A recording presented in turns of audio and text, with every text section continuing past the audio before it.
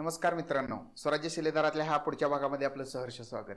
छत्रपती शिवाजी महाराजांच्या संदर्भातली प्रत्येक गोष्ट समजून घेण्यासाठी आपण इतिहासाचे अनेक पाने चढत असतो। शिवाजी महाराजांचं बोलणं असू दे, शिवाजी महाराजांचं चालणं असू दे, शिवाजी महाराजांचं वागणं असू दे, शिवाजी महाराजांचं खाणं असू दे, ह्या संदर्भातली ही गोष्ट आपल्याला जाणून घेणं खूप आवडते। आणि या व्हिडिओचा थंबनेल तुम्ही पाहिला चला की शिवाजी महाराजांच्या भोजनासंदर्भातला संपूर्ण ऐतिहासिक पुराव्यासहित जे उल्लेख सापडतात त्याची संपूर्ण माहिती मी या व्हिडिओमध्ये तुम्हाला सांगणार आहे। छत्रपती शिवाजी महाराज हे शाकाहारी होते का मांसाहारी होते हे आपण या व्हिडिओमध्ये समजून घेणार आहोत।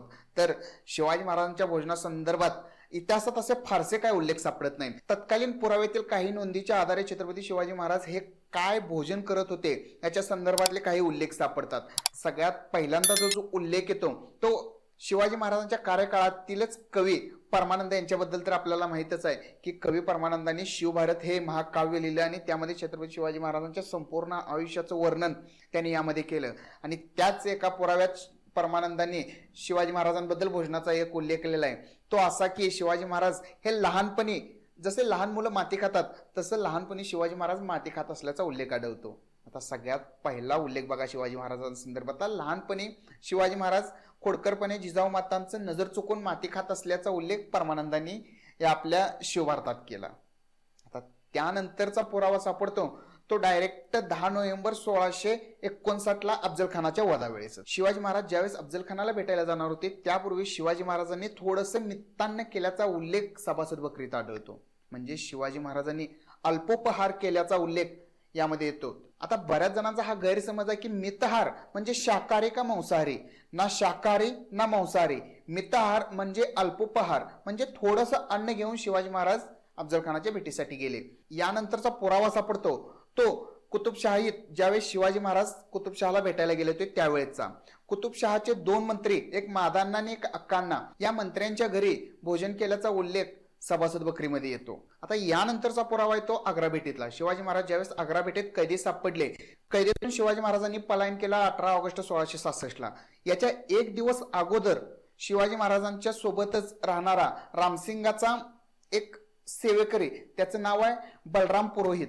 या बलराम पुरोहितनं जे परकलदासला, मी मागच्या व्हिडिओमध्ये सांगितले की परकलदास हा कोण आहे, हा एक रामसिंगाचा मुन्शी होता ज्यानं जयपूर रेकॉर्ड संपूर्ण लिहून काढला आणि त्याची लिहिलेली माहिती अंबरला पाठवली। ते संपूर्ण जयपूर रेकॉर्ड शिवाजी महाराजांच्या आग्रा भेटीचं संपूर्ण वर्णन आलंय। ते वर्णन मी माझ्या मागच्या 3 व्हिडिओमध्ये डिटेलमध्ये सांगितलंय। ते व्हिडिओ जर तुम्ही पाहिले नसतील तर खाली डिस्क्रिप्शन मध्ये त्याची लिंक दिली आणि वरती आय बटन मध्येही त्याची लिंक येते, ते जाऊन हा व्हिडिओ झाल्यानंतर ते संपूर्ण व्हिडिओ नक्की बघा। तर आपण समजून घेऊया आग्रा भेटीत शिवाजी महाराजांच्या खाण्यासंदर्भातला पुरावा कोणता आलाय। जो बलराम पुरोहित आहे त्यानं परकलदासला सांगताना हे सांगितलं की शिवाजी महाराज इथून जाण्यापूर्वी सकाळी माझ्याकडून थोडंसं सुकामेवा मागून घेतला। सुकामेवा म्हणजे त्यामध्ये द्राक्ष असतील किंवा जे फळं आहेत ते थोडंफार मागवून घेतलं। शिवाजी महाराज एका जागी कैद होते त्यामुळे जास्त काही जड अन्न तिथं खाण्याचा प्रश्नच येत नव्हता। या पुराव्यावरून असं आपल्याला कुठेही समजत नाही की शिवाजी महाराज शाकाहारी होते, पण शाकाहारी होते हे जसं समजत नाही तसं हेही समजत नाही की शिवाजी महाराज मांसाहारी होते। त्यानंतरचा एक पुरावा सापडतो तो म्हणजे फ्रेंच प्रवासी थेविनॉट याने लिहिलेले त्याच्या पुस्तकातल्या एका पॅराग्राफ मध्ये। त्यामध्ये असं थेविनॉट म्हणतो की शिवाजी महाराज हे एक टाइमच जेवण करायचे। आता तुम्हाला वाटतं का छत्रपती शिवाजी महाराज एवढं पिळदार शरीर, बलदंड शरीर, आणि त्यामध्ये शिवाजी महाराज फक्त एक वेळ जेवण करायचे?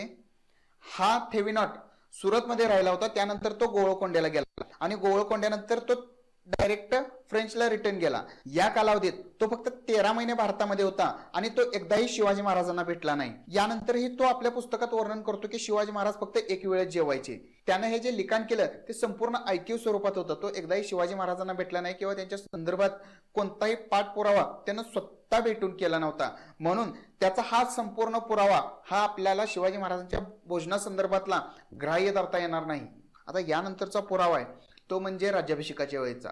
ज्यावेळेस शिवाजी महाराजांचा राज्याभिषेक चालू होता त्यावेळेस अनेक परदेशी प्रवाशांना, अनेक परदेशी अधिकाऱ्यांना, त्याचबरोबर आसपासच्या संपूर्ण राजवाड्यांना शिवाजी महाराजांनी राज्याभिषेकासाठी आमंत्रण दिलं होतं। त्यातलाच एक इंग्रज अधिकारी आला होता तो म्हणजे हेनरी ऑसलेंडर। याच हेनरीने लिहिलेल्या कागदपत्राच्या पुराव्यानुसार आपल्याला असं समजतं की 6 जून 1674 ला शिवाजी महाराजांचा राज्याभिषेक झाला। या हेनरीने जे राज्याभिषेकाचं वर्णन केलं त्यावेळेस तो रायगडावर राहण्यासाठी गेला होता आणि रायगडावर राहिल्यानंतर त्याला जे तिथं खाद्यपदार्था संदर्भातल्या जे निदर्शनास आलं ते त्याने आपल्या लिखाणात वर्णन केलंय। त्यामध्ये तो असा लिहितो की सहसा रायगडवरची लोक ही भात आणि डाळ, जो भात लोण्यामध्ये परतवला जातो म्हणजे फ्राय केला जातो, तो जास्त खाण्यासाठी लोक उत्सुक असतात रायगडवरचे, असा हा हेनरी म्हणतोय. म्हणजे रायगडवरच्या लोकांना जे लोण्यामध्ये फ्राय केलेला भात आणि डाळ आहे ते खाण्यासाठी खूप आवडतं आणि शिवाजी महाराजही तेच खातात, असा हा हेनरी म्हणतो. हेनरी त्याच्या पुढे असंही लिहितो की रायगडवरती मांसाहारी खाण्यास काय बंदी नव्हती. खालून रायगडवाडीवरून शिवाजी महाराजांनी आमच्या सर्व जे मांसाहारी खातात त्या लोकांसाठी मांसाहारी जेवणाची व्यवस्था केली होती. यावरून असं समजतं की रायगडवरती मांसाहारी खाण्यास बंदी नव्हती, पण स्वतः शिवाजी महाराज मांसाहारी खातात का नाही याचा कोणताही पुरावा या उल्लेखावरून तर आपल्याला समजत नाही. जसा हा पुरावा पहिल्या राज्याभिषेकाच्या वेळेस आढळतो, तसाच शिवाजी महाराजांचा दुसराही राज्याभिषेक झाला हेही तुम्हाला माहित आहे. जो पहिला राज्याभिषेक झाला तो वैदिक पद्धतीने झाला, जो दुसरा राज्याभिषेक आहे 24 सप्टेंबर 1674 ला झाला तो झाला तांत्रिक पद्धतीने. या राज्याभिषेकामागचं कारण काय होतं, दुसरा राज्याभिषेक का केला गेला याच्या संदर्भातला माझा पुढचा व्हिडिओ येतोय, ज्यामध्ये मी शिवाजी महाराजांनी दुसरा राज्याभिषेक का केला याची मी संपूर्ण माहिती दिली, तर तो आपण पुढच्या व्हिडिओमध्ये बघूया. पण या व्हिडिओमध्ये हे समजून घ्यावं की ह्या राज्याभिषेकाच्या वेळी शिवाजी महाराजांच्या भोजनाच्या संदर्भातला काही पुरावे आढळतात. ज्यावेळेस शिवाजी महाराजांचा दुसरा राज्याभिषेक करण्यात आला त्यावेळेस त्यांनी 10 बळी दिल्याचा उल्लेख यामध्ये येतो. म्हणजे त्यामध्ये सिंहासनाला बळी देणं असेल, त्यांच्या तलवारीला बळी देणं असेल, त्यांच्या द्वाराला बळी देणं असेल, त्यांच्या महालाला, त्यांच्या किल्ल्याला, अशा वेगवेगळ्या ठिकाणी असे 10 बळी दिल्याचा या दुसऱ्या राज्याभिषेकाच्या वेळेचा येतो. यानंतर असाही उल्लेख येतो की हा संपूर्ण बळीचा विधी झाल्यानंतर शिवाजी महाराज आपल्या अंतपुरात गेले, तिथं त्यांनी थोडंसं भोजन केलं आणि ते नंतर परत येऊन सिंहासन रूढ झाले. म्हणजे यामध्ये कुठेही शिवाजी महाराजांचा असा उल्लेख येत नाही की शिवाजी महाराजांनी जे बळी दिलेत त्याचा आहार केला किंवा त्याचा प्रसादही घेतला, असा कुठेही याचा उल्लेख येत नाही. यावरून आपण असं समजू शकत नाही की शिवाजी महाराज हे मांसाहारी होते. यापूर्वी जसं मी कुतुबशहाच्या पुराव्यावेळेस सांगितलं की मादान्य अक्कांना हे पंडित होते, हे जसे पंडित होते आणि त्यांच्या घरी तर हे समजून घेता येईल की शिवाजी महाराजांनी शाकाहारी जेवण केलं होतं. तिथं जसं शाकाहारी भोजना संदर्भातला काही उल्लेख आला नाही, तसं इथंही मांसाहारी संदर्भातला कोणताही उल्लेख शिवाजी महाराजांच्या भोजनाबद्दल आला नाही. यावरून असं आपल्याला समजता येईल की शिवाजी महाराजांनी इथंही काही मांसाहार केला नाही. शिवाजी महाराजांच्या संदर्भातले ऐतिहासिक पुरावे तर आपण भोजना संदर्भातले पाहिले.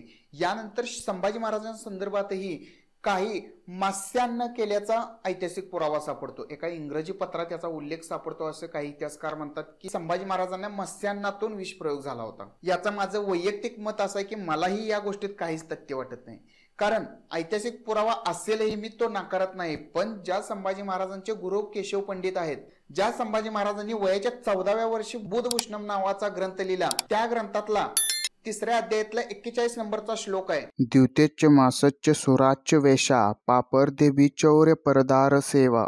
या श्लोकाचा अर्थ असा होतो की जो जुगार खेळतो, जो मांसाहार करतो, जो चोरी करतो, जो मद्यपान करतो, जो वेश्याकडे जातो, असे विविध जे चुकीच्या गोष्टी करतो त्याला नरकाचे दार कायम उघडलेले असतात, म्हणजे तो नरकामध्ये जातो, असं संभाजी महाराज हे आपल्या श्लोकामध्ये सांगतात. मला सांगा, छत्रपती संभाजी महाराज हे वयाच्या 14व्या वर्षी बुधभूषणम मध्ये हे लिहितात, त्या संभाजी महाराजांविषयी त्यांच्या पश्चात त्यांच्या इतिहासकारांनी हे लिहिले की त्यांना मत्स्यान्नातून विषबाधा झाली. ही मनाला न पटणारी गोष्ट आहे की संभाजी महाराजांनी मत्स्यान्न ग्रहण केलं असेल आणि ते मत्स्यान्न ग्रहण करताना त्यांना विषबाधा झाली.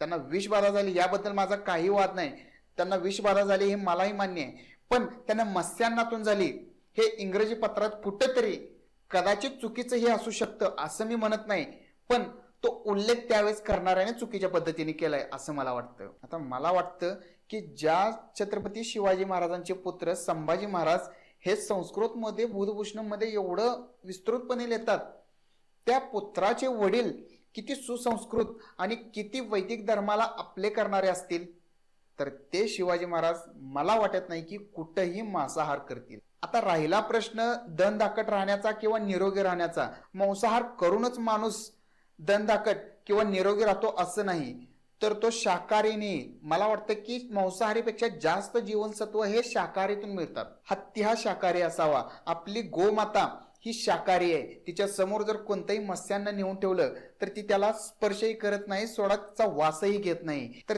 त्या गौमातेला आपली माता मानणारे छत्रपती शिवाजी महाराज हे मत्स्यभक्षण करत असतील या गोष्टीवर मला विश्वास वाटत नाही। छत्रपती शिवाजी महाराजांसंदर्भात असं बोललं जातं की त्यांचे आराध्य म्हणजे आई तुळजाभवानी मांसाहाराचा निवद दाखवला जातो। आपण पुराणातही वाचले की आई भवानीनं ज्या नरकासुराचा ज्या असुरांचा वध केला त्या असुरांना हे मत्स्य भक्षणाचा निवेद दाखवला जातो, ना की त्या देवीला।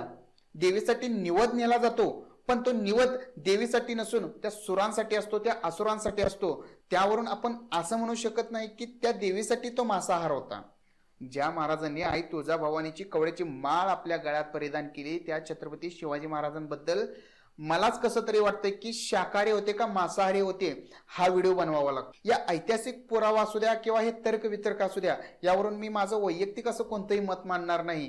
ती मत मांडण्याची जागा मी कमेंटमध्ये तुम्हाला देत आहे। तुम्हाला काय वाटतं की छत्रपती शिवाजी महाराज या सगळ्यावरून शाकाहारी होते का मांसाहारी होते? छत्रपती शिवाजी महाराज शाकाहारी होते का मांसाहारी होते ह्या गोष्टीपेक्षा शिवाजी महाराज हे हिंदवी स्वराज्य संस्थापक होते आणि हेच हिंदवी स्वराज्य त्याने आपल्या रक्षणासाठी स्थापन केलं, ही सगळ्यात महत्वाची गोष्ट आहे। या स्वराज्य धर्माचं रक्षण करणं हे आपलं आद्य कर्तव्य आहे, हे छत्रपती शिवाजी महाराजांनी आपल्याला सांगून दिलं, हे मला महत्वाचं वाटतं। म्हणून तुम्हाला शिवाजी महाराज शाकाहारी होते का मांसाहारी होते ह्या संदर्भातलं जे काही कमेंट करायचे ते कमेंटमध्ये सांगा। पण याच्यानंतरही शिवाजी महाराजांचं जे पुढचं व्यक्तिमत्व आहे ते तुम्हाला कसं वाटलं हे कमी शब्दात मला कमेंटमध्ये नक्की सांगा। भेटू लवकरच एका पुढच्या व्हिडिओमध्ये। हा व्हिडिओ जर तुम्हाला आवडला असेल तर व्हिडिओला लाईक, चॅनलला सबस्क्राईब करायला विसरू नका।